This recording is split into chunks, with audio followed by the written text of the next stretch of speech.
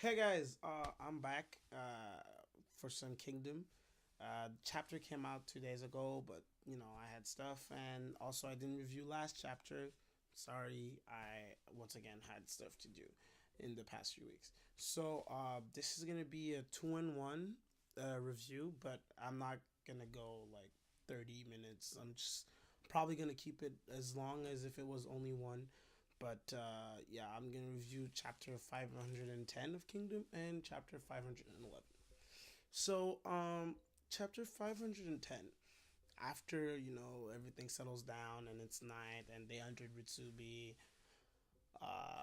we get to see basically the first timers, which a few of them died really fast. We get to see that they're frustrated, a bit like it's a bit reminiscent of the scene after Mangoku. After Mangoku, Shin was not really feeling well, and then Dukio came with like alcohol that was really strong, that like burned Shin, and then they got their minds off of their. They stopped sulking because they had to defend Shin and drink because he couldn't like support the alcohol. So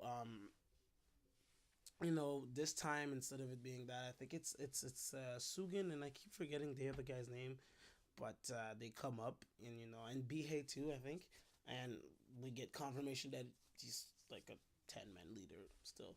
I wasn't sure, but apparently yes, he still is. Um, so we had confirmation that he's a 10-man leader, and also Sugen, we get to know a bit about how he started, and since he's infantry commander, like it's kind of important for like him to be able to communicate with his troops. And we've seen a few instances of him talking with the new recruits and uh, developing a certain bond with them, and and that just furthered that part of the story. Like they they basically all know the story of like Sugen's first fight, how he peed in his pants. And Sugen did say like, "Oh, whoever laughed at me, I made sure I killed them." So they stopped laughing. But it was kind of a cool way to like calm them because those two guys. I don't remember who they are. What was their names? But they're they're basically like Denyu and the other big guy that had a daughter that was just born. I can't remember his name. I'm not sure if he's even still alive, but like the two heavy units, like they'll probably enter those units in the future because they're really bulky, and from the first fight they've actually managed to kill people. So that was impressive. I was like, okay, other people that we didn't know of, I'll probably go and reread it just to get their names and try to remember if they come up in the future.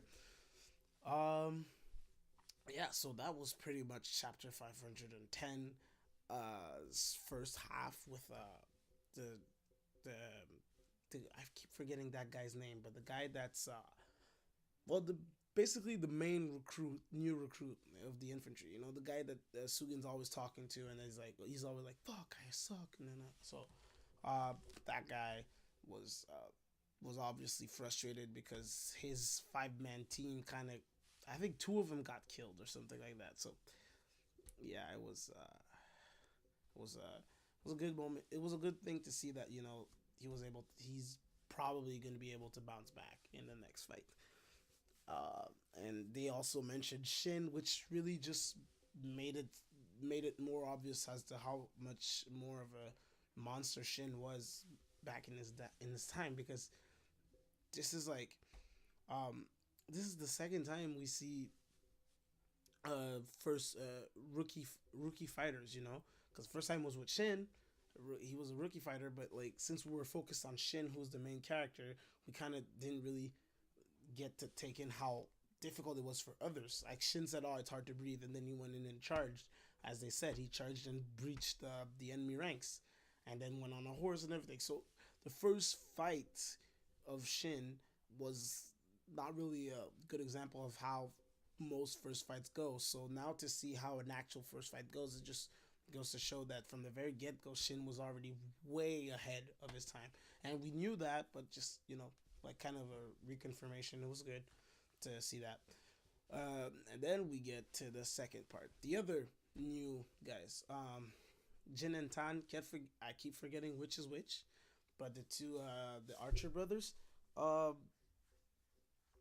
One of them uh, is in a tent, sulking and crying. The one that didn't shoot anything, and the other one, well, he's still shaking and he's on the bench and he's talking to Karyoten, not Kyokai, sorry. Uh, and we see Karyoten try and like help her out and be like, "Hey, I was scared too, and I'm still kind of scared, but I'm scared, but I know it's a good thing." You know, it's I didn't really get why she said it was okay that she was still scared, but you know, she basically said that she could relate. So the trembling didn't stop, but you know, it she wasn't she couldn't it didn't paralyze her. You know, like she could still do other stuff. So she went to go see her brother, and then we get the big ass reveal that if I had done my reviews on time, I would have probably said, or I probably would have said the same thing that was revealed in the chapter 511, and that is Ousen's gone. So people were like, "Oh my God, Ousen's gone! What the fuck?" But I thought that Ousen being gone was just that Ousen being gone. He's gone to do some strategic stuff. Like, I mean, we've seen Karyoten work overnight, and Ousen maybe was working overnight, but not in Retsubi. So that's how the chapter ends. It ends with us not knowing where Ousen is, and the next chapter starts off with Riboku. Riboku saying like, "Yeah, Retsubi is a trap, nah, nah, nah, because it's easy to take back." I think that's what it is short. In short, it's like you let it get taken, and then they all go like, "Yay, we got a city. Now we can run our supply line through here and all that." And then, oh fuck, we just got taken back, and then you're just done because you're in the middle of nowhere and you got a whole army that just is gonna enter your city and destroy your whole army in one fell sweep, in one time. So that's why I think uh, they let Retsubi go, Kosonoru and everything, because they knew what was gonna happen. And well, after that, we see everyone is freaking out. No, Karyoten's freaking out about it. It's like, okay, the only instructions were to wait for 3 days, to stay in Retsubi for 3 days and to wait for the orders. And obviously, the other man that's worked alongside him, Kanki, is like, he knows kind of what's going on, you know? So when Yotama calls him, he thinks it was just going to be the two of them, but obviously, Moten and everyone else is there. So uh, Moten says there are three options because I mean Shin is always like, "What the fuck's happening?" Nah, nah, nah, nah. And then they basically reveal that like, well, they explain Riboku's plan, basically Riboku's trap, and then Shin is all like, "Oh, what are we gonna do?" And then they say, "Okay, we have one option. It's to change the city and build a fort." I think that was one of the options. The other option was to defend. The other option was to leave the most people in Retsubi to defend it. And the third option was to basically call it quits. And we see Molten throwing all the check pieces, the pieces that he has in his hands, like he's given up and he's like about to cry and shit. And then you got Shin is like, "Oh my god, no, we can't give up, man." And then Kanki just goes like, puts his feet on the table, is like, he's laughing, and everyone's like, "Why are you laughing?" He's like, "Oh, you just remind me how young you are." And then they go like, "Fuck you, man. Like that's the options we've been thinking about it, whatever." And then Kanki goes like, "What makes you think there's not a fourth option?" And I was like, "What are you saying?" And then he basically says what what they should do. Now it's become a race against time, basically, and a race. That means scarce. The supply, the rations are going to be very like few, you know, because they're just gonna have to make it last as long as they can with all they have. So you're gonna have to make every hour count. You're gonna have to make every bite of bread that you get count. So every water that you, every sip of water that you get count, because you're not gonna get a lot in this Zhao invasion. Because apparently, well, until they conquer Gil. Because if they conquer Gil, you can make not really a supply line, but I mean, fuck, it's a whole town, it's a whole city. There's obviously gonna be some rations and stuff, and if you conquer it, you don't need to like burn all the weapons. You can use them, so it's like another source of supply. So until they get Gyo, Gyo, yeah, Gyo, until they get that town, well, they're gonna have to just monitor every single grain of rice that gets out. So that's what Kanki says, and everyone's like, "What the fuck?" He's like, "That's obviously what he went to do, went to check." And I thought it was nice because I didn't think at first that maybe there was some complicity between Kanki and Ousen, but apparently there is, because he got it from the get go. And I know they worked together under Mogo, but I always thought it was like Ousen's doing his thing, Kanki's doing his thing, and Mogo's doing something, and it all works out.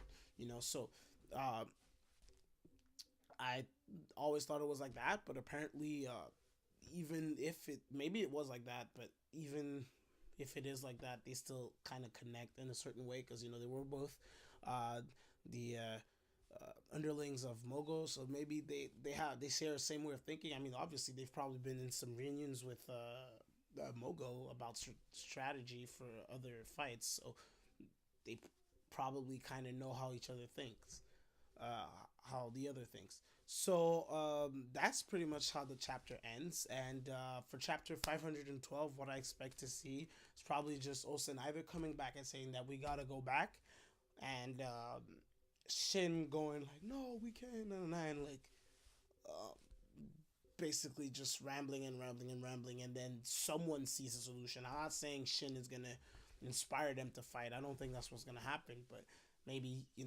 they were about to give up again, and then Shin says like, why, we've been doing this, we've got to do this, we've got 15 years to like conquer everything. So if Shin does that, well, if Shin does that, we'll have maybe an opportunity for the other characters to just relook at the strategy and maybe come up with something new, because I don't think Shin has the brains for it. And or Ousen's just gonna come back and go like, let's do this, and we're gonna see the reactions of everyone being like, what, but I thought we were staying in Retsubi, and then chapter 513, they get attacked by Kosen Ryu or something, or the news gets back to Riboku that they've left Retsubi, so they just gotta haul ass. And maybe we get to see Ordo of Yan. Maybe he managed to beat the monster that was in the city that he was planning on attack, or he was going there, sent like half his army there, and they got decimated, and he noticed, and he just left, towards Retsubi, and then we're gonna meet him, and then it's gonna be uh, Ousen, uh, Yotanwa, and Kanki, and the three marauding units. Like it's gonna be a lot of firepower in that. So I'm pretty excited. Those two chapters I think were more like setup chapters, but they were good setup chapters. So in general, I'd give both of those chapters I'd say 8, maybe 7.5 out of 10. So that's it for my review. I'll try and be more consistent. I mean, I've been working on that One Piece theory for a while, so like whenever I get time to work on my channel, it's pretty much what I've been doing. That's why my reviews are kind of late and everything. But yeah, that's it for my thoughts on both chapters. Subscribe if you like my content. Leave a like if you actually liked it. And comment were your thoughts on the Kingdom chapter. And yeah, I'll catch you guys later. Have a good day.